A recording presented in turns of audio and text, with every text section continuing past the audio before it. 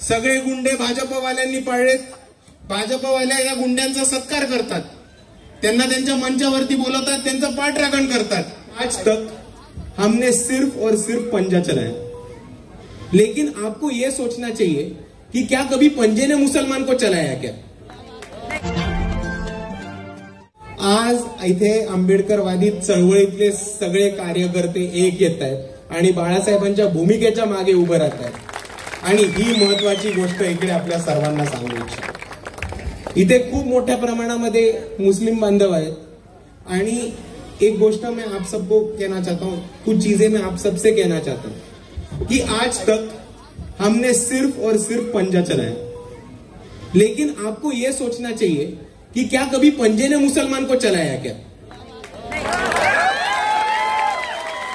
आप महाराष्ट्र में देखोगे तो मंत्री अनीस अहमद, माजी एमएलसी नकीदुद्दीन सैयद खतीब साहब, डॉक्टर जीशान जैसे नेता जिनके पूर्वज कांग्रेस से 4-4 पीढ़ी है, उनका टिकट काटा, इसलिए वो आज वंचित बहुजन आघाड़ी में प्रवेश लेके वंचित बहुजन आघाड़ी के उम्मीदवार है. पर आपको एक चीज पे गौर फरमाना चाहिए कि जब भी कभी इधर के मुसलमानों पे कोई भी मुसीबत आती है तो एक पार्टी और एक शख्सियत आपके साथ हमेशा खड़ी रहती है, वो है वंचित बहुजन आघाड़ी और बालासाहेब आंबेडकर. आप हमारे स्टेजेस देखो, हम हमारे स्टेजेस पे टीपू सुल्तान का फोटो लगाने से डरते नहीं है, नारे तकबीर के नारों से डरते नहीं है, और जहां कहां मुसलमानों पे अत्याचार हुआ है, जुल्म ज्यादा हुई है, वहां वंचित बहुजन आघाड़ी के कार्यकर्ता उनके साथ खड़े. औरंगजेब और टीपू सुल्तान के स्टेटस जब लग रहे थे, तभी बालासाहेब आंबेडकर औरंगजेब के मजार पे गए और उस दिन के बाद मुसलमान बच्चों को अरेस्ट और पुलिस का टॉर्चर बंद हो गया. जब राज ठाकरे ने मस्जिदों के ऊपर से हम भोंगा हटाएंगे और अजान होने दे देंगे का नारा लगाया, तभी वो वंचित बहुजन युवक आघाड़ी के कार्यकर्ता थे जो मस्जिदों के बाहर खड़े रहे और बोला कि दम है तो हमसे निपट लो. आज आप देखोगे तो पूरी तादाद में मुसलमान समाज ने कांग्रेस को वोट दिया, इंडिया अलायंस को वोट दिया, महाविकास आघाड़ी को वोट दिया. लेकिन बदले में हमको क्या मिला? राष्ट्रवादी से एक उम्मीदवार, 288 सीट्स पे से एक उम्मीदवार, कांग्रेस से 4 उम्मीदवार और शिवसेना से 0. आप देखो 12% जनसंख्या है हमारी इस महाराष्ट्र में, तो 12% की हिस्सेदारी भागीदारी मिलनी चाहिए कि नहीं? मिलनी चाहिए. लेकिन इन्होंने क्या दिया हमको? सिर्फ गुलामी का तोहफा. और इसीलिए मैं आप सबसे गुजारिश करता हूं कि यहां एक पार्टी है जो ना कि मुसलमानों के मुद्दे उठाती है, ना कि मुसलमानों की हक की आवाज बन के उनके लिए लड़ती है, लेकिन उनको उम्मीदवारी देके उनको जिताने का वादा भी कर रही है.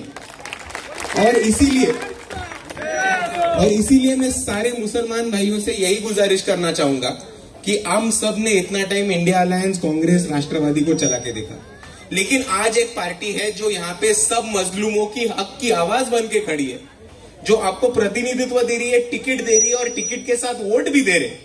और इसीलिए मैं आप सबको कहता हूं कि आज अगर मुसलमान समाज की तरक्की करनी हो, मुसलमान समाज की हिफाजत करनी हो, तो हमको ज्यादा से ज्यादा आमदार उम्मीदवार चुन के यहाँ के विधानसभा में भेजना पड़ेगा. पर वो मुमकिन नहीं होगा क्योंकि कांग्रेस हमको उम्मीदवार ही नहीं दे रही.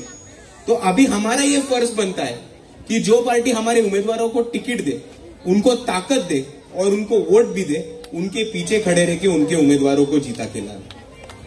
दुसरी तरफ आपण सगळ्यांनी बघितलं असेल की लोकसभेनंतर या पुण्यामध्ये काहीही प्रकार घडत चाललाय. दिवसाला 10 ऍक्सिडेंट होत आहेत. कोणत्या तरी एका 17 वर्षाच्या पोराला दारू सांभाळणी नाही म्हणून अख्खं पुणे 3 दिवसासाठी बंद पडलं. त्याच्यामधनं कमीत कमी 5,000 लोकांच्या नोकऱ्या गेल्या. गुन्हेगारी मोठ्या प्रमाणात वाढली. आपण बघितलं तर लोकसभेच्या नंतर आतापर्यंत कमीत कमी 5 ते 6 मोठे मर्डर असे या पुणे शहरामध्ये झाले होते. आणि इकडचे जे उमेदवार आहेत, आमदार पण आहेत, त्यांनी इतकी मोठी भाजपचं काम करतात आणि मोठ्या प्रमाणावरती आपल्यावरती हल्ला करायचा प्रयत्न करतात. त्यांनी इकडे एक मोठ्या गुन्हेगारांची फौज उभी करून ठेवली. पण त्यांना मी एकच गोष्ट सांगतो की आम्ही तुमच्या दडपशाहीला, गुंडाशाहीला घाबरणारे लोक नाही आहोत. आणि आपल्या विरोधात इकडचे प्रस्थापित नेहमी साम दाम दंड भेद हे सगळे फंडे वापरून आपल्याला दाबायचा प्रयत्न करतात, घाबरायचा प्रयत्न करतात. आणि म्हणून इकडे वंचित बहुजन आघाडीच्या लोकांनी हे ठरवलंय की आता ह्या प्रस्थापितांची खानावळ बंद पाडून वंचितांची खानावळ उभी करायची. आणि हे गुंडागर्दी थांबणार नाहीये, ही अशीच चालणार आहे. सगळे गुंडे भाजपवाल्यांनी पाळलेत. भाजपवाल्या या गुंड्यांचा सत्कार करतात, त्यांना त्यांच्या मंचावरती बोलवतात, त्यांचं पाठराखण करतात. पण या भाजपवाल्यांना आणि इकडच्या गाव गुंड्यांना मला एकच गोष्ट सांगायची की तुमची मजबुरी उतरायला वंचित बहुजन आघाडी आली आहे. इकडचे युवक कार्यकर्ते तुम्हाला घाबरणार नाहीयेत. जर तुम्ही पुढे येऊन दडपशाही केली तर तुम्हाला आरेला कार्य करून घरी बसवायची ताकद इकडचे वंचितचे कार्यकर्ते. आणि त्याचबरोबर जर तुम्ही आमच्या एरियामध्ये, जर तुम्ही आमच्या मोहल्ल्यांमध्ये, जर तुम्ही आमच्या वस्त्यांमध्ये घुसून आम्हाला दमदाटी करायचा प्रयत्न केला तर हात तोडून घरी पाठवल्याशिवाय तुम्हाला गप्प नाही बसणार. आणि दुसऱ्या बाजूला या भाजपवाल्यांना एक सांगायचंय की तुम्हाला उडायचंय तितकं उडून घ्या. तुम्हाला टाइम भी खतम होने वाला. तुम्हाला उडायचंय तितकं उडून घ्या. गुंड्यांच्या जोरावरती उडतात, दडपशाही करतात. तर एक गोष्ट लक्षात ठेवा, तुम्ही उडता गुंड्यांच्या जीवावर. हे नका विसरू की तुमच्याकडे जर मोहोळ मारणे असतील तर आमच्याकडे अल्लाट आणि निकाळी आलेले आहेत. आणि म्हणून त्या सगळ्या प्रस्थापितांना आता हात तोडून घरी बसवायची वेळ आली आहे. कारण आता वंचितांचं वादळ, वंचितांची खानावळ आणि वंचितांची सत्ता या महाराष्ट्रामध्ये आल्याशिवाय राहणार नाही. आणि इकडे आपण सगळ्यांनी बघितलंय कॅन्टोन्मेंट मधले बरेच मुद्दे आहेत. रेल्वे कामगारांचा मुद्दा आहे, संघटित कामगारांचा मुद्दा आहे, आरोग्याचा मुद्दा आहे, SRAचा मोठा मुद्दा सुरू होतोय. MMRDAच्या लोकांनी आता जागा बळकवण्याचा पाठ केलाय. आणि ह्या परिस्थितीमध्ये आपल्या सर्वांना असाच एक आमदार पाहिजे, असाच एक लोकप्रतिनिधी पाहिजे जो एका हाकेवरती आपल्या सर्वांच्या मागे उभा राहतो, जो आपल्यासाठी एका हाकेवरती धावून येतो.